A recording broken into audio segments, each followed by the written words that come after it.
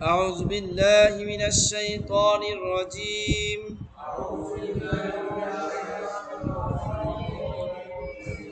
بسم الله الرحمن الرحيم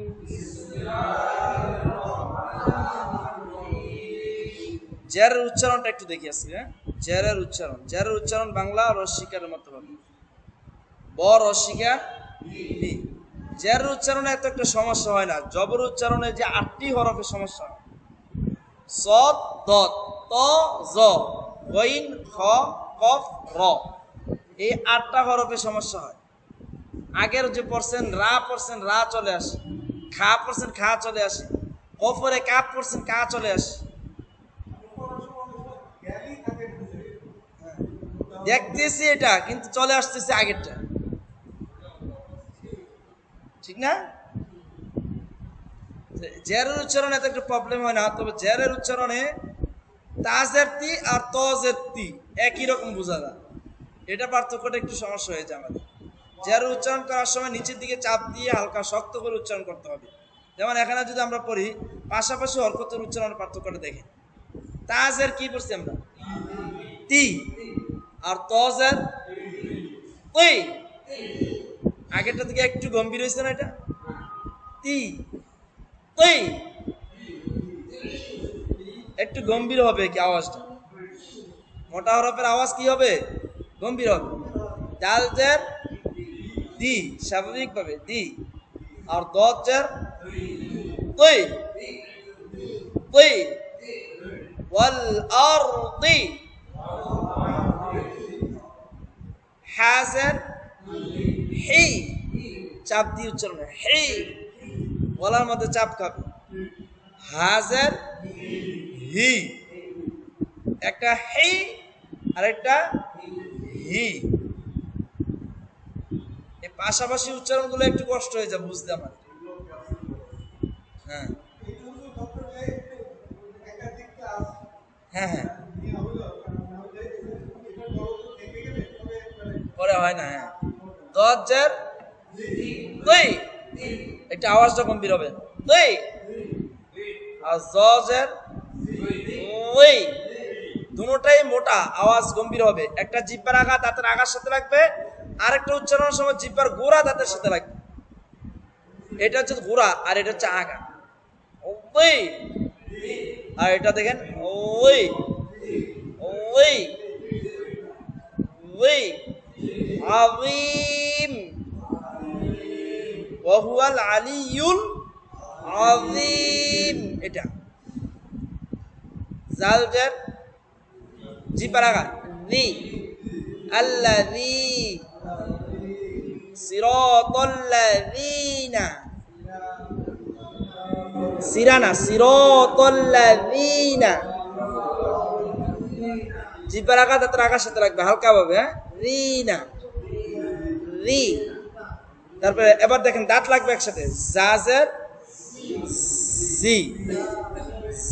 জি রব্বি জিদনি দাঁত লাগবে জিদনি জি যে পোকা যে আওয়াজ দেয় শুনি না এরকম আওয়াজ হবে হ্যাঁ উপরের দাঁত নিচের দাঁত একসাথে লেগে যাবে জিহ্বা ভিতর দিয়ে লাগবে হ্যাঁ নিচের দাঁতের আগার সাথে লাগবে জি জি জাইতুন জিল জুল জিল ইযা জুলজিলা হ্যাঁ জি দাঁত লাগবে একসাথে হ্যাঁ জিদনি তারপরে কফজার কি কই না কি কি কাফজার কি এটা নরমাল হবে কি কি একটু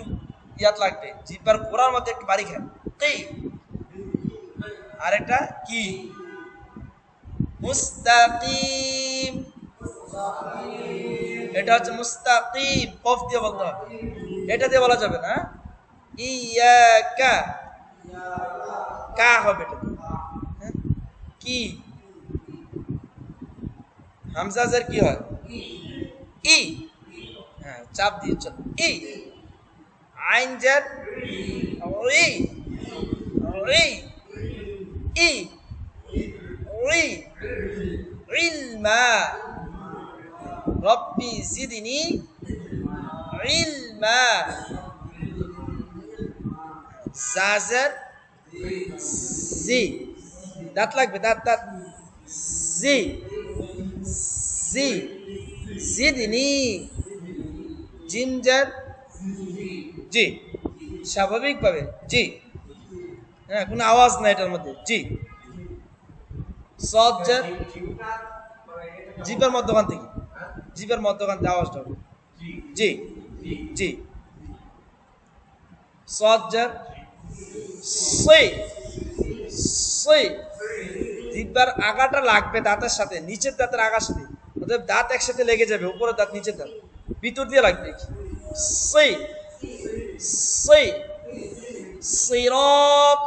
সিরাতাল্লাযীনা ইহদিনাস সিরাতাল,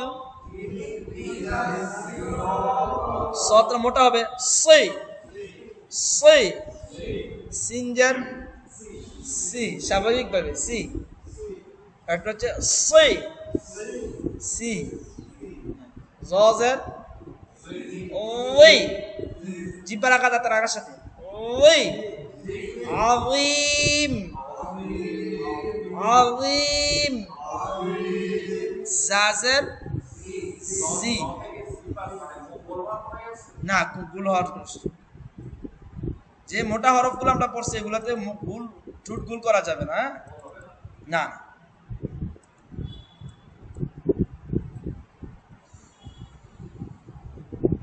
এই যে নিচে 8টি হরফ উচ্চারণ করার সময় অনেকেরই ঠোঁট গুল হয়ে যায়, মনে রাখতে হবে ঠোঁট গুল করলে এই হরফগুলো তার মাখরাজ এবং সিফাত থেকে, মাখরাজ মানে সঠিকভাবে যে জায়গাতে উচ্চারণ হয় এই উচ্চারণটা ঠিক থাকবে না, সিফাত মানে গুণাগুণ ঠিক থাকবে না, সঠিকভাবে আদায় হবে না। পেশের উচ্চারণ ব্যতীত জবর এবং জেরের উচ্চারণ করার সময় ঠোঁটকে সোজা রেখে ভুল না করে উচ্চারণ করতে হবে, মানে পেশের আর জবরের বেলা কি করতে হবে, সরি জের আর জবরের বেলা ঠোঁট স্বাভাবিকভাবে থাকবে, ভুল করা যাবে না, শুধু পেশের বেলা ঠোঁট ভুল করতে হবে।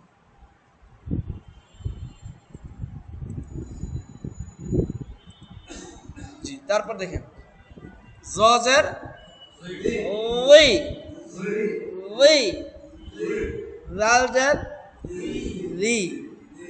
রি, আল্লাযী, আযীম, আল্লাযী, এটা হবে, হ্যাঁ আল্লাযী, জিমজার জি, রজিম, রজিম, জালজার রি, আল্লাযী, এই উচ্চারণগুলো একটু কঠিন হয়ে যায় আমাদের, মানে বুঝতেছি না কোনটা কেমন হচ্ছে।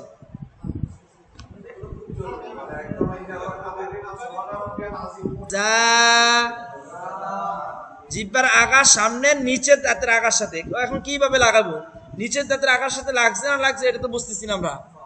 কারণ এই জন্য লাগানোর জন্য দাঁত একসাথে লাগাই দেন, উপরের দাঁত নিচের দাঁত একসাথে লাগলে হয়ে যাবে, ভিতর দিয়ে লেগে যাবে জিহ্বা, হ্যাঁ হ্যাঁ, সদে, সিন, জা, জা, জিদনি, আজ 13 নম্বরটা কি বলছে, জিহ্বার আগা সামনের উপরের দুই দাঁতের আগার সঙ্গে লাগবে, সামনের উপরের দুই দাঁতের আগার সঙ্গে লাগবে, ল, ল, দাল, ফা, ফা, ল, দাল, ফা, আবার দেখ জিহ্বাটা বের হয়ে দাঁতের সাথে লাগবে, উপরে দাঁতের সাথে, তাহলে এটার উচ্চারণ বলছিলাম ওই, ওই, আর এটার উচ্চারণ সি, সি, আর এটার উচ্চারণ রি, রি, রি, ওই একই জায়গাতে দুইটা উচ্চারণ হয়, একটা মোটা আওয়াজ একটা পাতলা আওয়াজ। ওই রি গম্ভীর হবে আওয়াজটা। ওই রি একটু পাতলা হয়েছে না এটা, এটি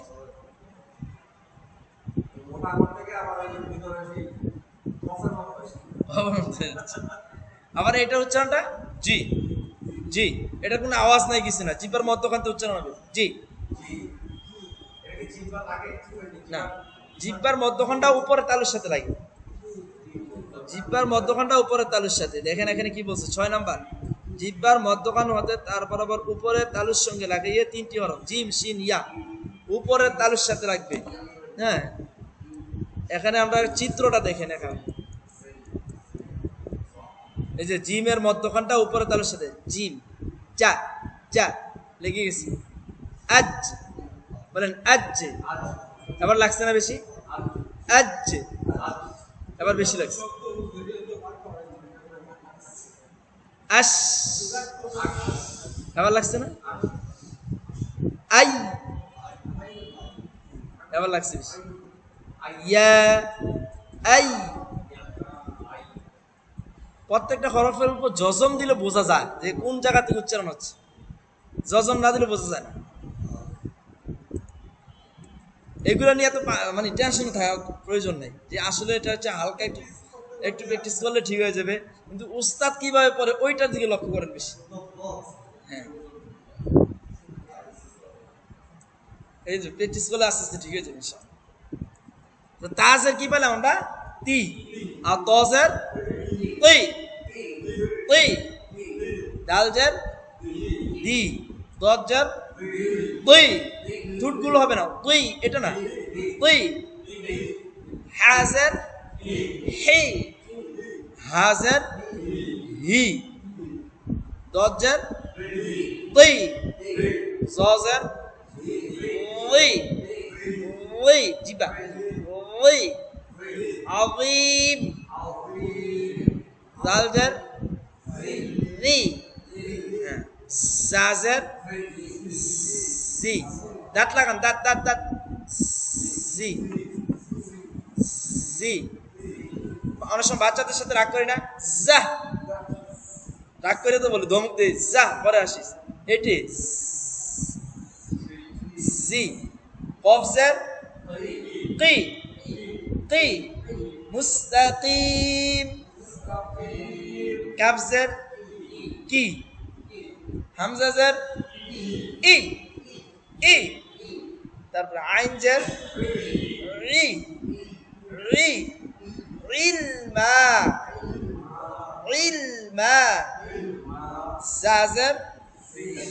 জি জি, জিমজার জি, আওয়াজ নেই জি, স্বাভাবিকভাবে জি। সজ্জার সি, সিরাতাল্লাযীনা, সিনজার সি সি, স্বাভাবিকভাবে সি। তারপর জজার ওই ওই, জিবা ওই, জাজের জি জি, জালজার রি রি, জিমজার জি। এটা বলেন তো আপনি, জিব্বা বার করেন, জিব্বাটা দেখেন আগে রি, এবার বলেন এই তো হয়ে গেছে, জিব্বা বার করতে হবে, জিব্বা না বাড়লে হবে না। হ্যাঁ, আর এটা বলার সময় দাঁত লাগান, এবার দাঁত লাগান, হ্যাঁ এই তো হয়ে গেছে, দাঁত লাগাইতে হবে জি যা, দাঁত লাগাইতে হবে, জিব্বা বের করতে হবে, তাহলে আস্তে আস্তে ঠিক হয়ে যাবে সব। আমরা একটা সূরা পড়ি এখানে, সূরাতুন নাস। বিসমিল্লাহির রহমানির রহিম,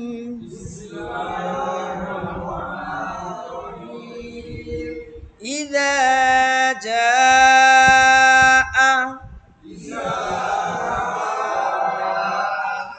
ইযা, এই যে ইযা বলার সময় জিহ্বার আঘাত রাখাস, ইদা ই দা জিব্বা দেখেন দা দা ইদা এক আলিফ টান কয় আলিফ টান এক আলিফ টান জা আ আমরা এটাকে এভাবে পড়ছি ইজাজ জা নাসরুল্লাহ ইজাজ জা এটা না হবে না ইদা জা আ দুইটা একরকম হয়ে গেছে ইদা জা আ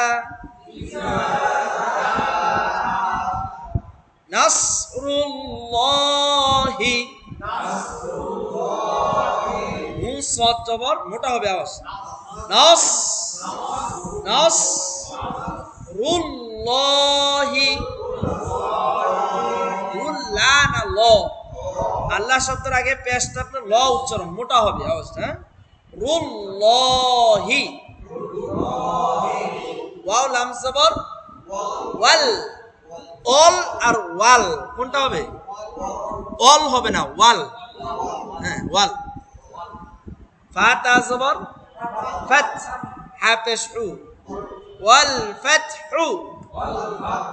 আমরা জানি শেষ হরফে থামলে সাকিন হয়ে যাবে জজম হয়ে যাবে ওয়াল ফাতহ ফাতহ হ্যাঁ এই হায়ের যে একটা আওয়াজ আছে এই আওয়াজটা শুধু আসবে ওয়াল ফাতহ ইযা জাআ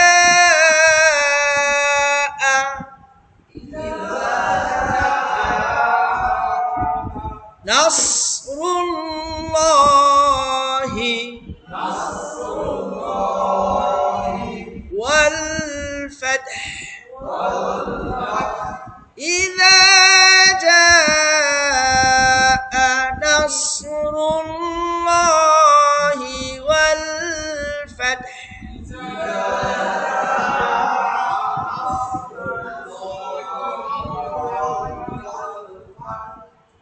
অনেকে আমরা এইভাবে পড়ি যা যা আনাসরুল্লাহ যা আ এটা আলাদা একটা শব্দ আ পর্যন্ত আবার না থেকে আবার আলাদা নাসরুল্লাহ এখন যদি আনাসরুল্লাহ বলি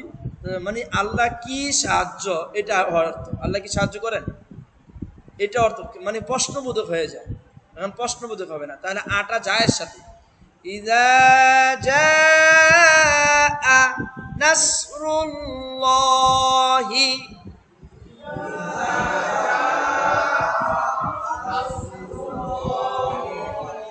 ওয়াল